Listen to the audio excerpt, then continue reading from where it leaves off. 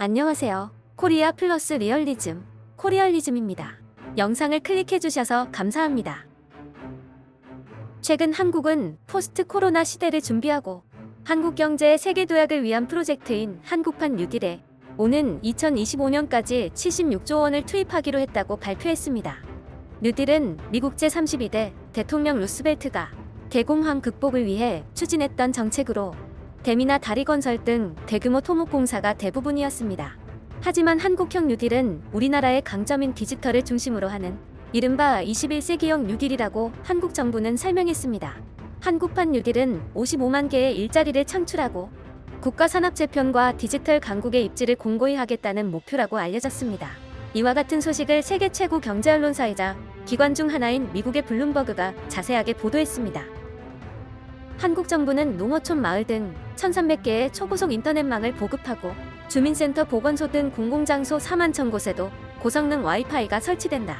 코로나 바이러스로 비대면 수업이 이어지면서 인터넷 인프라가 일상생활에 꼭 필요한 보편적 서비스라는 인식이 생긴 포스트 코로나 시대를 대비하기 위함이다. 데이터와 네트워크 그리고 인공지능 등의 생태계 강화와 비대면 산업 육성 등에도 예산을 집중적으로 투자한다. 특히 단일 사업인 AI 학습용 데이터 구축 사업에만 약 3천억 원을 푼다고 발표했다.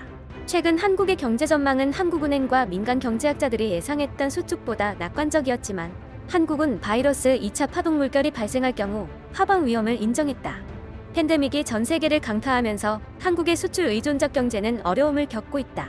국내에도 신종 바이러스 클러스터가 생겨나 대중들의 공포가 커지고 국내 회복을 저해야 할 가능성이 있다.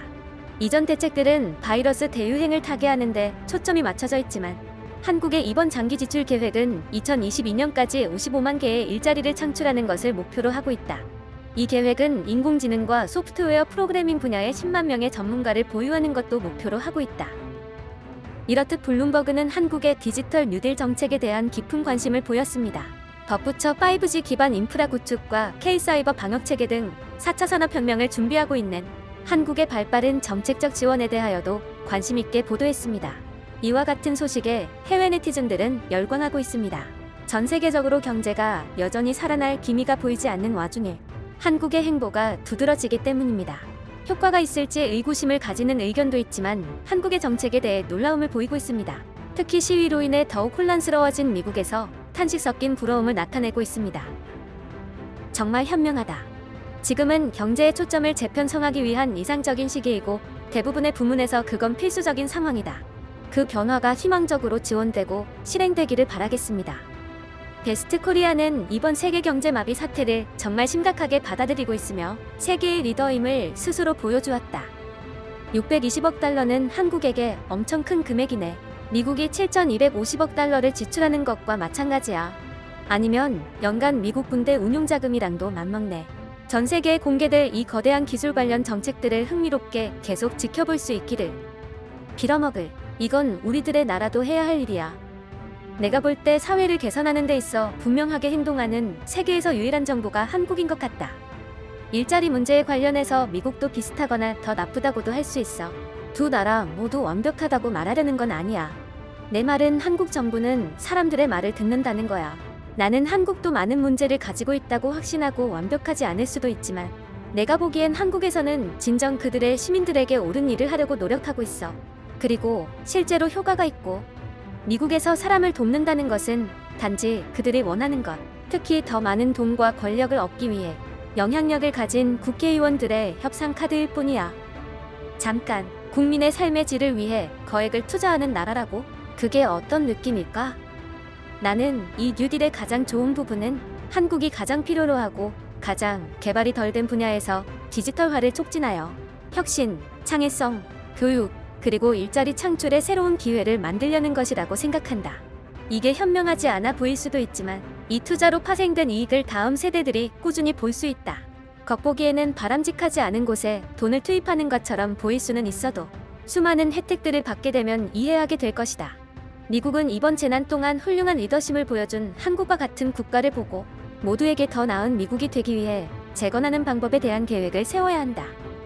이것은 놀랍고 위대한 결단력을 보여주고 있어. 미국인으로서 우리는 투옥, 총기 살인, 경찰의 잔혹성을 제외하고는 어떤 것에서도 넘버원에서 멀어지고 있어. 한국이 우리를 미래로 이끄는 걸 보니 좋네. 석탄을 다시 가져오려는 미국과 다르네. 이 제기랄 세상에서 유일하게 미래를 신경 쓰는 나라야. 나머지는 자기 주머니들 챙기는데 급급하고 있어.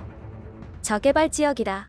지난 2년간 한국에 2번 가봤는데 버스, 기차, 상과 지하에서 무료 와이파이를 제공하고 있어. 저개발에 대한 한국의 정의는 미국에서 가장 발달된 지역도 우습게 만들어버릴 듯. 지난번에 난 한국에 갔었는데 모든 거리에 카메라가 설치돼 있어. 속도 위반이나 범죄 현장에서 차로 도망치는 것은 절대 불가능할 듯해. 이게 한국에 어떤 영향을 끼칠지 지켜보는 것은 흥미로울 것이다. 나는 그들이 성공해서 많은 나라들이 한국의 선례를 따르기를 바란다. 믿을 수 없는 소식이네. 한국은 아시아에서 기술적으로 매우 발달한 나라야. 삼성 리서치는 우리가 알고 있는 것처럼 과거에 매우 혁신적인 프로젝트들을 해왔어. 6,200만 달러의 투자가 한국이라는 나라를 더욱 더 발전시킬 것은 당연하다. 한국인들은 세계 최고의 엔지니어가 되어야 해. 많은 나라들이 보고 배워야 해.